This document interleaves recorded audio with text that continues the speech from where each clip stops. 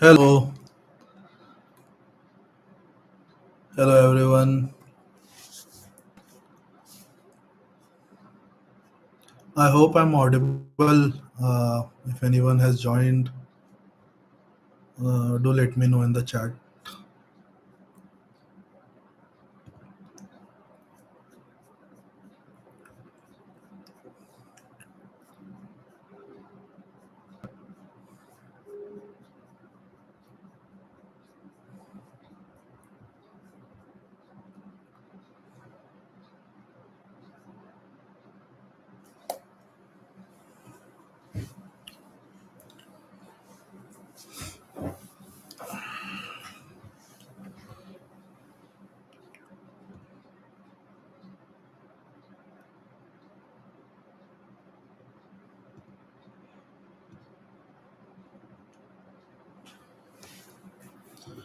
Yeah, I'm. We would still wait for 1 or 2 minutes for everyone else to join, but I'll begin by then. So, hello everyone who's joining new or who doesn't know me. I'm Siddharth, and I'm starting this live series just because I've heard the same things year and year again in my life as well. Basically, sustainability is a gimmick. It's just a way to make money for the richer to get uh, rich, and the rich to get richer, and it slows down innovation. And honestly, there are parts of it that I used to believe very heavily. I wasn't a core believer of sustainability development, or uh, I would say I wasn't even aware about what sustainability development truly was. So the series is me documenting my journey. I have been doing a startup called Nerox for now about an year, and I've been learning new aspects about sustainability development, and how it is linked with how we behave, the products that we use in day to day life. And I wanted to share this learning, and there are parts of it that I'm still confused about, and I'll try to figure out that with you all sharing this on lives. And yeah, that is pretty much it. And to be honest, there is one more reason to it. That is, uh, while I'm building the startup in sustainability, there is an aspect of building a distribution. In today's world, distribution is everything.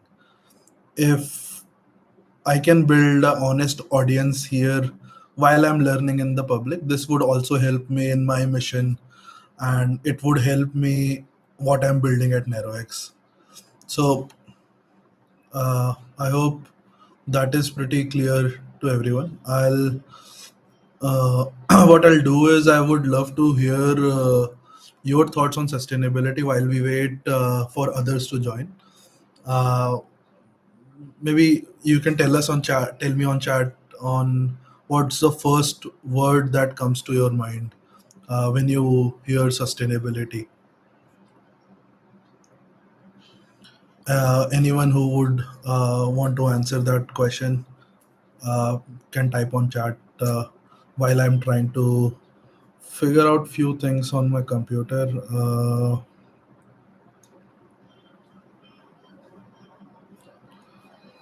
So I also have a slide, a pitch deck kind of a thing that I with my team prepared. So would be sharing that as well as my screen to everyone.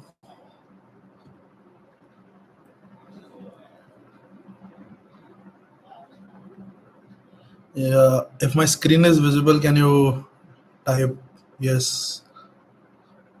So basically, why I wanted to do this is what I have made very clear. But now, because as I process this, I'll share few insights on my journey. One being the crucial. I have been in rooms with some of the top players in sustainability. I got this opportunity. I've been sitting with them, people who are really building things to make the world a better place. Won't be jargon, carbon credits, etc. I want to make this simple explanation to anyone who is in the who wants to learn about sustainability domain can follow this live series and basically learn as I learn. We can learn together, and yeah, in full screen. Yeah. So as I told you, there are things that I kept on hearing. So the things were sustainability is just a gimmick. It's merely a way to earn more money, and all marketing and greenwashing uh, is what sustainability is, and it stops real innovation. This one I was very core believer ki sustainability stops innovation, and it is not just my belief, it is belief of Forbes article. Let me check. Or alternatives. Ki either you can be innovative or you can be sustainable, and these are large corporates. And the article then says the truth, however, is just the opposite. Innovation is essential to be able to address challenges such as climate change, social inequality, and relentless resource depletion. It is the driver behind the development of new technology, practices, and solutions. So this was one of the core belief that I had, and when I read this article, that was one of the few turning points that I thought, ki, let me think deeply on what sustainability truly is. Is it really a barrier between what we say innovation? My old belief was my old belief, and people I usually know who have no idea on about sustainability. Mostly these are people who are into technology, have seen innovations like maybe a plastic study about plastic, other materials, other innovations like automobile, etc. So people think sustainability creates resistance. However, sustainability is not an anti-innovation. What I feel is sustainability is a better filter for innovation. And what I mean by that is, firstly, let me show you there is a report by World Economic Forum by the Global Risk Report of 2025. So it is a report by World Economic Forum that tells you what are the short term and long term global risk. They rank it in top 20, and these are the top 10s. So the green ones that you see, so the first biggest global risk is misinformation and disinformation, and this is majorly because of AI. AI can create deep fakes. AI can create a lot of content that is not true, and people can post it, and this has created one of the largest risk in global systems. But the second, just after this, the second risk is extreme weather events. We all have been seeing extreme weather events happening in around us. Maybe Delhi, you would see extreme winters, you would see extreme summers, extreme rainfalls. So every weather that we are seeing is getting more and more extreme. Global warming is not just about heating of the earth. Heating of the earth actually creates extreme weather events like this. A drought would be extreme. A waterfall would be extreme. Could lead to flooding and tsunamis. So we can discuss this more in as we go through the live sessions. I'm thinking of doing this every Friday or Sunday. Not yet decided. Any suggestions would be helpful. So yes, so the short-term risk globally are extreme weather events and pollutions. top two. And in long term, if you see कि next 10 साल में what are the global risks? So the first one is extreme weather events. Second is a biodiversity loss. Third is critical change to earth systems. Fourth is natural resources. So the top five में top four problems long term, or the top four risks are global environmental risks. So that is why today is the most crucial time to uh, be in sustainability domain, if I may. There is also one, the study that continues. So there is this study that continuing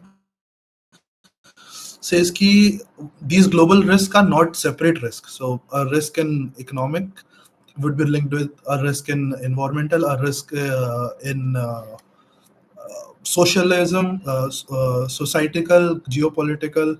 So a natural resource shortage would lead to extreme weather events. Extreme weather events would uh, is directly connected to decline in health and well-being. I'm not sure if the screen is visible, but so extreme weather events are directly linked to decline in health and well-being. It is also directly linked with infectious disease. A biodiversity loss and ecosystem collapse is directly linked to intra-migration, involuntary migration and displacement. So, let's take an example of Delhi. If Delhi keeps on having these extreme weather events, and which leads to biodiversity loss or ecosystem collapse, people would start leaving Delhi and find other places. And what happens because of this large scale migration is all the infrastructure, all the development that humans have devoted in developing a barren land would suddenly go to zero. So all our billions of dollars of infrastructure that government has spent on maybe creating Delhi's sewage system, buildings, commercial spaces, etc., would suddenly have no use to it, and all those $1 billion basically would uh, putting fire on. And this would also then migration would lead to societal polarization. Decline in health would lead to inequality. So all these problems are connected. And what what I want to basically understand is this green part of it. And that is the whole agenda of these live streams. So yeah, uh, the myths, that is why these myths are wrong actually. So and what I truly believe is learning from nature is uh, one of the crucial thing, because once why would have humans thought of planes? We thought of planes because we saw birds flying. We saw कि birds use wings, we should also use wings, and that is how we the innovation came along. And one of the most crucial thing about the nature is that nothing goes to waste. So in nature, everything has a use, everything has a end life.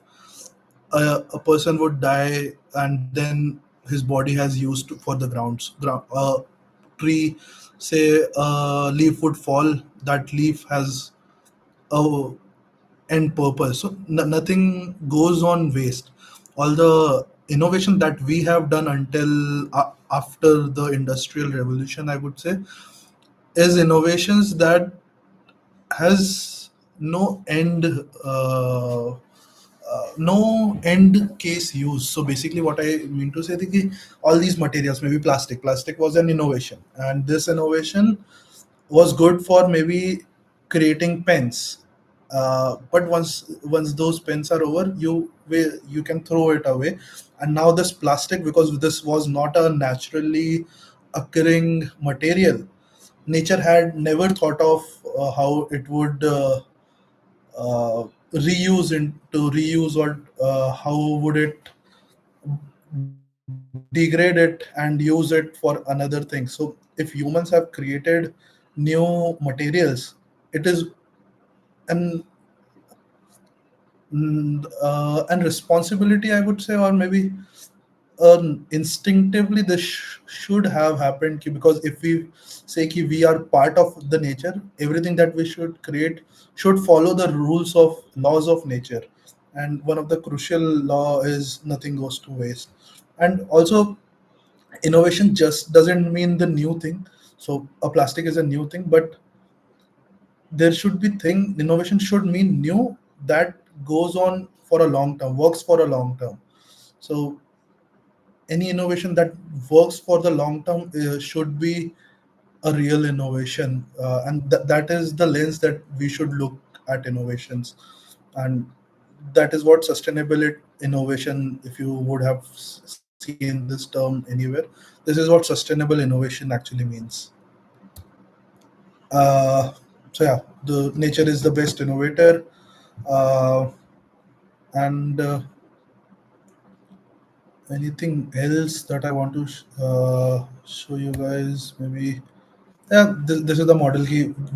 What we have been doing is we take things from the nature, we make useful things, use them, and then it goes to waste. What should be a there is a better circular model that already exists. That is, use something, then reuse that thing, then repair and then use it, then you can recycle that thing and regenerate the whole process. This is a cost heavy process. Also, there is a mental barrier कि why would I reuse, maybe uh, people think कि new is more one level in hierarchy. So if you are a rich person, you would want everything new to be used again. So it's an aspiration to use new things and not reuse new things. So there are mental barriers that have been created. There is whole study of uh, what unsustainable psychology is, and these are all the things that I want to study. I want to learn ki how we have how we have evolved into such a creature. What is the next step? And these are the core things that we would be covering in this live. And uh, my journey to sustainability was basically uh, when I first heard about sustainability, it was in maybe seventh, eighth class, studying SST. So उसमें heard global warming, ozone depletion, etc. And that that time though it wasn't any use to me because tab to we just had to rote learn things on 1.5-degree global temperature rise, or maybe ozone is depleting because of chlorofluorocarbons, etc. These were the terms that we learned in seventh and eighth class. But and then I took PCM, went into a different field, a technology field. But then in the recent time, while I was figuring out what to do with my own life, what should be purpose of my life, and uh, all the knowledge that I've accumulated, maybe the learning habits that I have, where should I use that next to? And I wanted to I believe in myself saying ki I am a problem solver. I'm sure everyone uh, thinks that way. He is a problem solver. So uh, I wanted to solve a problem that is so big that no one dares, or people would say ki this is a problem that no one can solve. The sustainability or global warming was that problem because there's no one person can solve this problem. This requires a cumulative uh, cumulative human uh, strengths, or how would I say, everyone in society is required to solve this problem. There needs to be innovation happening uh, at ground level to solve this problem. There needs to be adoption happening of these things.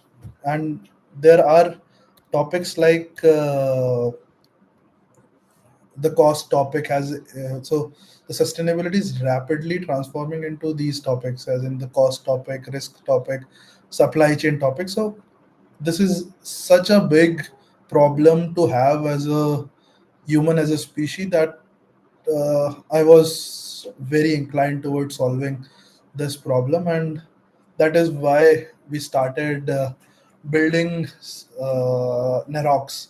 So at Nerox, we initially started building AI tools to automate sustainability reporting, and the whole vision or mission for us to do so was we wanted to accelerate the sustainability development process. We realized there are sustainability development happening in silos. People are innovating few things, they are finding alternates to maybe cement, alternates to plastic, alternates to packaging, etc. But there is no adoption, no one wants to adopt. The human mind today is too much captured by buying things whenever they need. They do not want to reuse. There are a lot of problems in adoption layer, and we wanted to solve this adoption layer. So we started with building AI tools. Then we realized this is just a gray a droplet in the sea. So we figured out what is the bigger problem to solve, and we saw that sustainability marketplace, or commerce, sustainability commerce is a problem to solve. So hence we have built Nerox. I'll quickly show you that. So built Nerox, where we are trying to basically let me reload this. Yeah. So basically, what we're trying to do is key whenever a large business who wants to buy sustainability alternatives and thinks of these doubts that we read in the Forbes article as well, key sustainability cannot come cheaply, or sustainability is not the real innovation, etc. We are basically creating all these innovations key list and putting it out for these large buyers to see, analyze, and we are creating tools for comparing vendor to vendor, product to product. We are capturing verified evidence, user reviews, expert audits. We have partnered with companies who work in sustainability alternative creation. And yeah, so this is what we are building at Nerox. Would love to tell you more about what we are building uh, again on some other live call. This was just the first uh, session that I wanted to do. I wanted to get comfortable in front of camera, because I'm not sure if uh, I was a little bit skeptical of how I would react speaking to a camera, because it doesn't come very naturally to me speaking in front of camera. So this was just a call that let's start this. Promise you all to be here on every weekend. I'll try to figure out the exact day. Maybe Sunday would be a day. uh, and yeah, so this is what we are building at Neroex, and happy to be in touch with you all. And let me see, I had a list of pointers that I wanted to speak. Have I missed anything? So I don't think I have left anything. So maybe let me do this. Key. If you guys have any question and answer, you can comment here on the chat box, and I'll be happy to answer those questions, and maybe do next session about those particular questions. So if you have any questions, please type on the chat, or this was it From my end,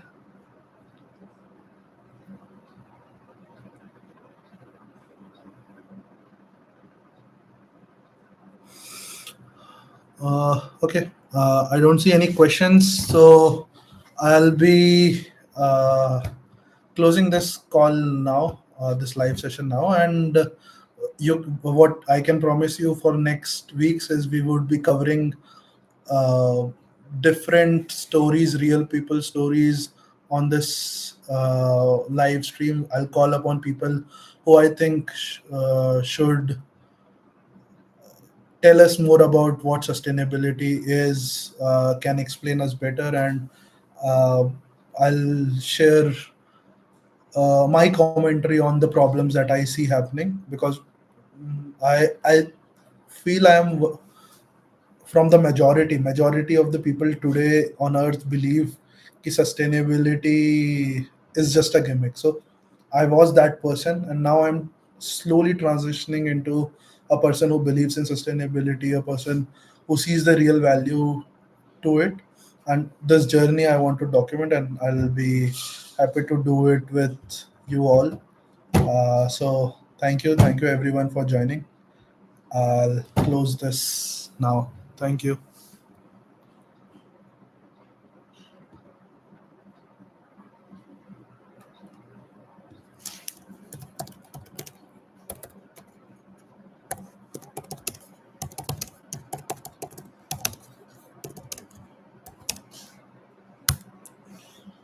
Also, anyone who is joining from YouTube can like, share, and subscribe. Maybe that's the logo mantra that I should remember from now on and keep saying like, share, and subscribe. Thank you, everyone.